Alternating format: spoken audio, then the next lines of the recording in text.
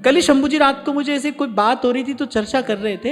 एक बहुत बड़े लॉयर ने शंभू जी को बताया कि महाराज जी दिल्ली की कोर्ट में बोले कितने हजार मामले ऐसे आए हैं जो 30 दिन से भी कम साथ रहे हैं। विवाह के पश्चात जो लोग 30 दिन से भी कम साथ रहे हैं और वो लोग अब अलग होना चाहते, एक अपना सुख चाहे दूसरा अपना सुख चाहे, इसका परिणाम तो क्लेश है। और कहानी घर घर की है भाई, ये दिखाई पड़ता है आज संसार में। एक अपना सुख चाहता है, दूसरा अपना सुख चाहता है।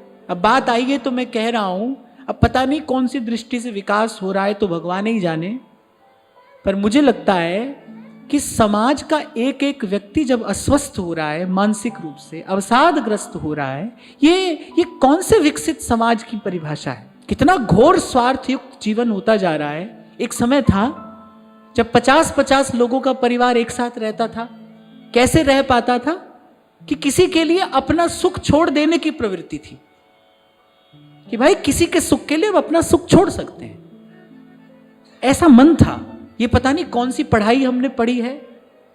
अच्छा, ये जो संक्रमण हुआ है ना, ये जो संक्रमण हुआ है ये पश्चिम से आया। फाइट फॉर द राइट, ये वहां की आवाज है। वो कहते हैं अपने अधिकार के लिए लड़ो, अपने अधिकार के लिए लड़ो।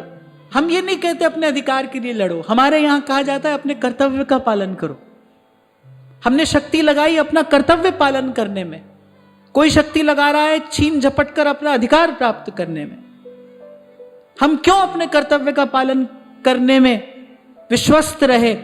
क्यों हमारी निष्ठा रही इस सिद्धांत में? क्योंकि हमें पता है कि हमारे सिर पर हमारे प्रभु हैं। यहां कई भगवत विश्वास है कि भाई हम अपने कर्तव्य का पालन करेंगे तो समय आने पर हमें हमारा अधिकार हमारे प्रभु प्रसाद स्वरूप देंगे। आपसे मुझसे मिलकर ही तो समाज बना है ना भाई। यहां एक एक व्यक्ति जो बैठा है वो समाज की ही तो इकाई है।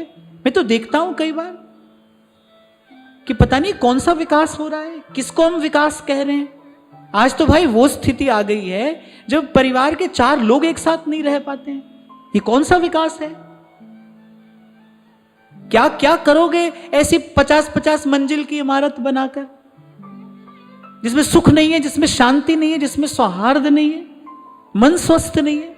कल ही शंभू जी रात को मुझे ऐसे कोई बात हो रही थी तो चर्चा कर रहे थे। एक बहुत बड़े लॉयर ने शंभू जी को बताया कि महाराज जी दिल्ली की कोर्ट में बोले कितने हजार मामले ऐसे आए हैं जो 30 दिन से भी कम साथ रहे हैं। विवाह के पश्चात जो लोग 30 दिन से भी कम साथ रहे हैं और वो लोग अब अलग होना चाहते।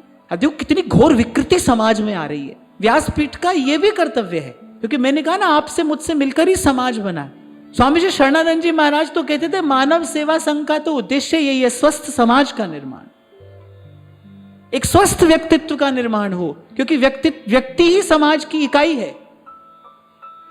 एक एक व्यक्ति स्वस्थ होगा तो स्वस्थ समाज बनेगा। पता नहीं कौन सी पढ़ाई हुई। आप देखो परिवार बिखर रहे हैं, जीवन बिखर रहा है, जीवन में कितना अवसाद बढ़ता जा रहा है, जीवन में कितना विषाद बढ़ता जा रहा है।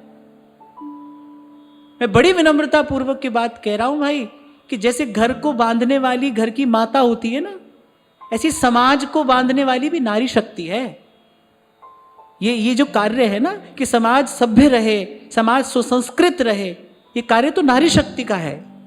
पुरुष ये कार्य कर ही नहीं सकता है, वो ये कार्य करने में समर्थ ही नहीं है। ये कार्य तो स्त्री ही कर सकती है, ये प्रकृति प्रदत्त अधिकार है उसके पास में।